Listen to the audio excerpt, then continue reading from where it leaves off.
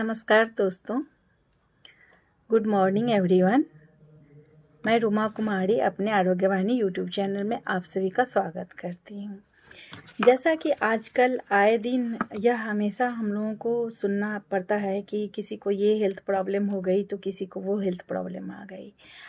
और इसी तरीके की हेल्थ समस्या में एक समस्या है जो कि बच्चों में ज़्यादा होती है, वह है ऑटिज्म, मंद बुद्धि के बच्चे, जिसे हम स्पेशल चाइल्ड भी कहते हैं। तो स्पेशल चाइल्ड जो होते हैं उनके बोलने में भी समस्या होती है, लोगों से बात करने में भी समस्या होती है, कुछ बच्चों में सुनने की भी समस्याएं आती है। और कुछ बच्चे ऐसे भी होते हैं जिनका ब्रेन तो अच्छा है लेकिन बोल नहीं पाते हैं। वो रिस्पॉन्ड करते हैं, चीज़ों को समझते हैं, जानते हैं, लेकिन बोल नहीं पाते हैं या सुन नहीं पाते हैं। तो आज मैं इन्हीं सब के बारे में चर्चा करने वाली हूँ कि कारण क्या है और नेचुरल उसका उपाय क्या है, क्योंकि एलोपैथ में इसका समाधान बहुत ही कम है। तो ऑटिज्म जो बच्चे होते हैं इसे हम ऑटिज्म स्पेक्ट्रम डिसऑर्डर भी कहते हैं, और ये बॉयज़ में ज़्यादा होती है गर्ल्स के अपेक्षा। मैं भी बॉयज़ के बहुत सारे केसेज को हैंडल की हूँ, और 100 में एक बच्चे को ये समस्या आती है, और आजकल जो है यह तिगुना बढ़ गया है।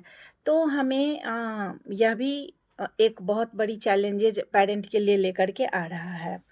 और ये इसका मैं प्रकार बता देती हूँ। जनरली 3 प्रकार के होते हैं। पहला जो होता है वो ज़्यादा प्रॉब्लमेटिक होता है, जिसको हम ऑटिस्टिक डिसऑर्डर कहते हैं। इसमें क्या होता है कि ब्रेन डेवलपमेंट कम होता है, तो वहाँ पे समस्याएं ज़्यादा होती है, और वहाँ पे ज़्यादा चैलेंजेस आता है पेरेंट के लिए, क्योंकि उनका ब्रेन डेवलपमेंट में ही समस्याएं आ जाती है।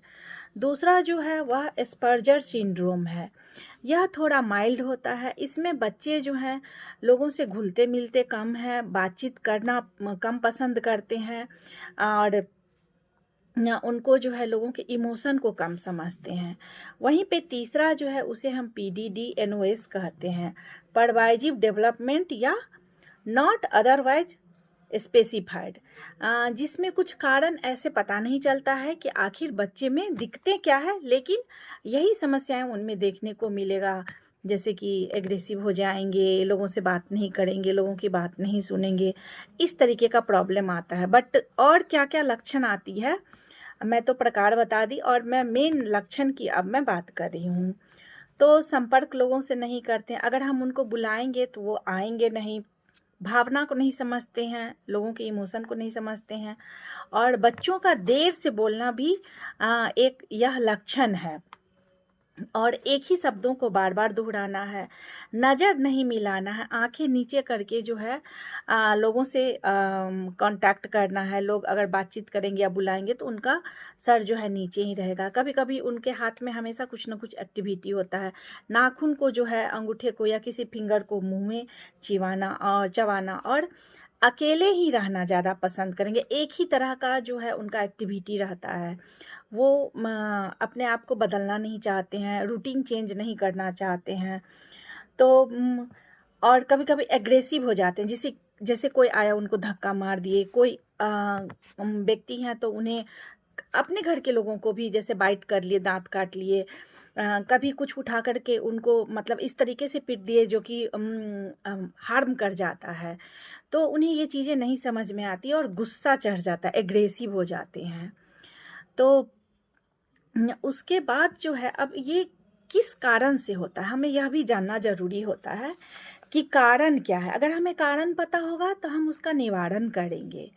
तो जेनेटिक्स होता है। अगर एक कारण यह भी है, अगर उनके घर में किन्हीं को पोलियो है या बोलने में थोड़ा कम दिक्कतें, मतलब दिक्कत आ रही है, तो कभी कभी फर्स्ट जनरेशन में नहीं होता है, सेकेंड जनरेशन में यह प्रॉब्लम देखने को आता है। जैसे माता पिता को है, जैसे दादा दादी को है, तो उनके नाती पोते में यह प्रॉब्लम आती है। ग्रैंडफादर में है, ग्रैंड पेरेंट में है, तो उनके जो बच्चे होते हैं ना, पोता पोती, उनमें आता है, डायरेक्ट उनके बेटा बेटी में नहीं आएगा, और अपने बच्चे में भी आ सकता है। मगर यह भी एक कारण है, इन्वायरमेंटल फैक्टर।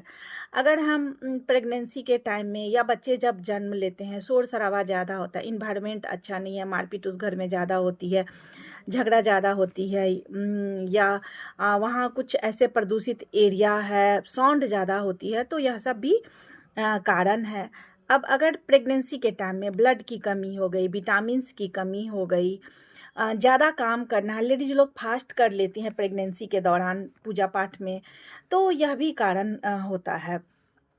और जैसे ब्रेन डेवलपमेंट, जेनेटिक कारण में जो है ना, ब्रेन डेवलपमेंट को नियंत्रित करने वाले जीन में गड़बड़ी हो जाती है, तो इसका परीक्षण भी करवाना पड़ता है, जहाँ पे हम एमआरआई के द्वारा हमें पता चलता है, और कभी कभी कारण भी नहीं पता चलता है।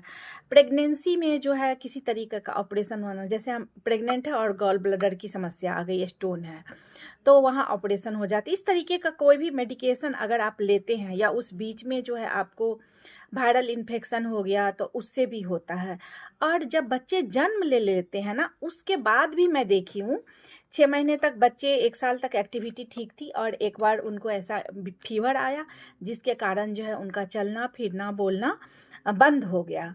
तो अभी बहुत सारे बच्चे, थोड़ा उनका स्पीच था, लेकिन कोरोना के टाइम के बाद जो है उनका स्पीच बंद हो गया।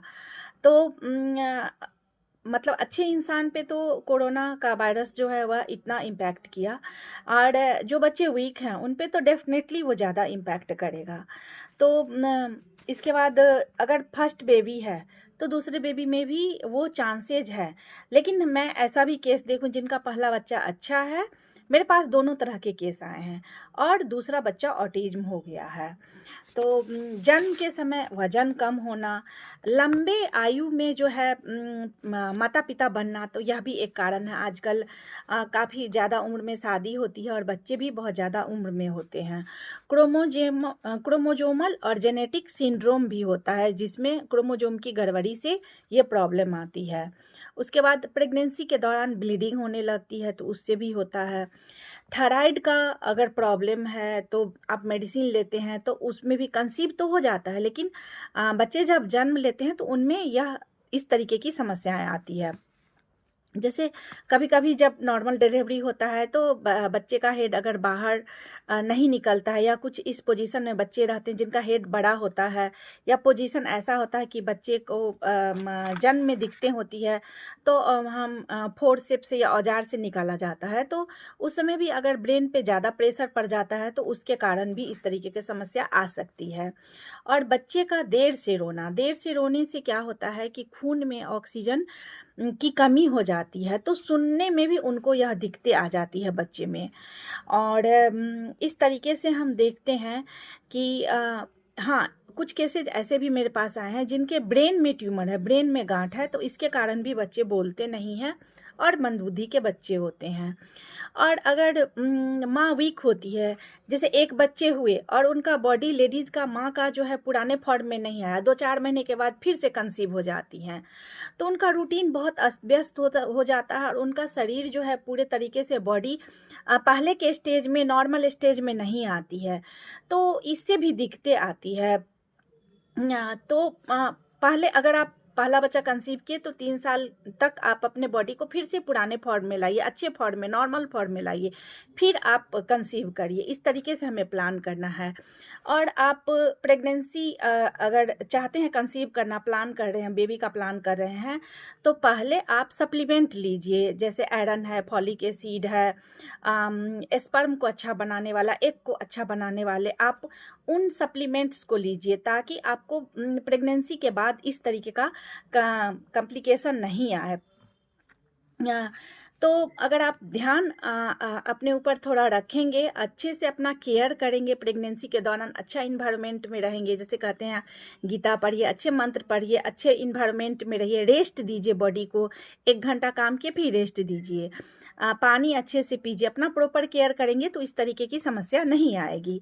लेकिन अब जब आ गई, तब क्या उपाय करना है?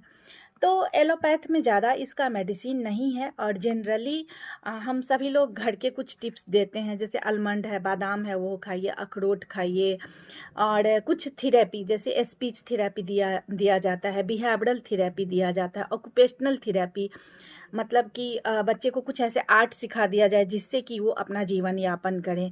तो ये सब थेरेपी जो है उनको दी जाती है। और इन बच्चों में यह भी मैं देखी हूँ कि उनका डाइजेस्टिव सिस्टम बहुत वीक होता है, वोमिटिंग की टेंडेंसी होता है, कुछ भी अगर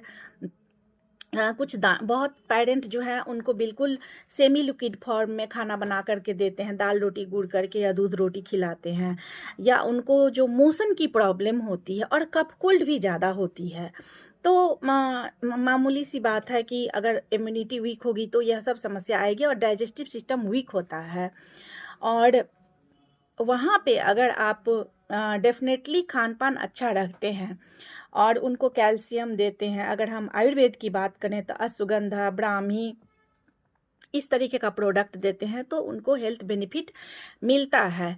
लेकिन अगर बच्चे को मोशन ज़्यादा होती है तो आप वहाँ पे डीएक्सन का रोजेल दीजिए। मैं यह दे करके रिजल्ट ली हूँ बच्चे पे। मैं बहुत सारे बच्चे पे जो है ऑटिज्म के बच्चे को ठीक करी हूँ, स्पीचलेस बच्चे को, जिनको जो बात नहीं कर पाते उनकी वह स्पीच भी वापस आया है। इसके साथ साथ वोमिटिंग अगर ज़्यादा हो रही है तो आप लेमन जी दीजिए जो डीएक्सन का है। कोल्ड ज़्यादा हो रहा है तो सीतोपन सिरप, ब्लैक क्यूमिन और गिलोय। अगर उनकी सर्दी ठीक भी हो जाती है तो पूरा गिलोय का एक फाइल खिला दीजिए। और एज के अनुसार जो है हम डोज भी फिक्स करते हैं कि कितना डोज देना है। अब जो बात है कि उनमें कैल्शियम की भी डेफिशिएंसी होती है, विटामिन डी की डेफिशिएंसी होती है, तो हेल्दी बोन्स देना ज़रूरी है। मिनरल विटामिन के लिए जो है स्पाइरुलिना देना ज़रूरी है। और नर्व वीक रहता है, नर्व की समस्या होती है तो लाइन्स मेन देना ज़रूरी होता है।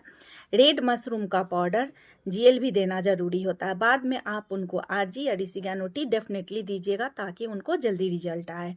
ये तो खाने वाली चीज़ हो गई जो मैं बच्चों को देती हूँ। और मसाजिंग, अब मैं एक्सटर्नल भी कुछ चीज़ों को अप्लाई करवाती हूँ।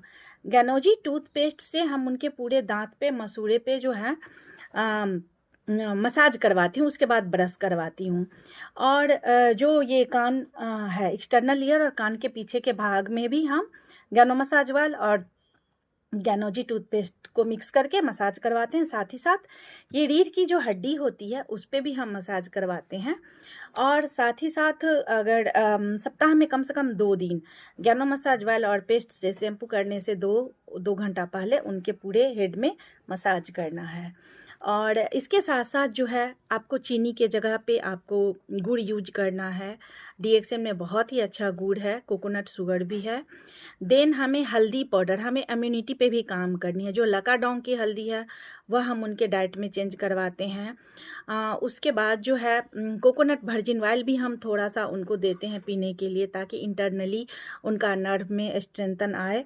और साल्ट के जगह पे अगर उनको गांठ है कहीं पे और नहीं भी गांठ है तो कुछ दिन तक जो है वाइट साल्ट को बंद करके आप पिंक साल्ट दीजिए, रॉक साल्ट।